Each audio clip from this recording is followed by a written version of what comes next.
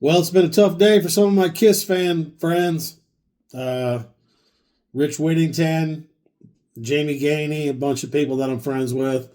I've never been a fan of Ace Frehley, but it's sad to see him go. I feel for anybody struggling. He died of brain bleed. They said he fell down, hit his head, and then his brain swelled. That's happened to quite a few people. He was 74, but it happened to Bob Saget, Jack Nance, Natasha Richardson. Sorry, they don't drug test me. So it's a big thing. But let's get back to Ace. Like I said, I've never been a fan of Ace Frehley. When I was first starting playing guitar, I started playing guitar in '73, and he was kind of the go-to guy. He was the guy you kind of listen to. He was never really technical, never really that great, but he was a huge influence on people.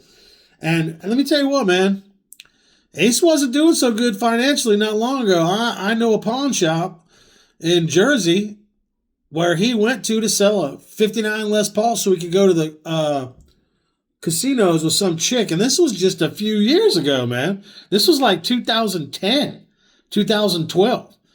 So as much as I respect what he built for himself, he did it by luck, okay? He was never a good player, never I mean, it's pretty, and back then it was probably pretty technical, but once 1978 hit, you know, it wasn't a factor. Once the Van Halens and the Ingves and the Vais and the Betancourts came around, it wasn't a big deal, but he was pretty much, by his own admission, drunk for 45 years. And, he lived a good life at 74 years old. I looked up his net worth one time. It was like room temperature. I mean, it wasn't good. He wasn't making a lot of money, but I think he has now. He went back to playing. And as much as it's a tragedy what happened to him, he was 74 years old.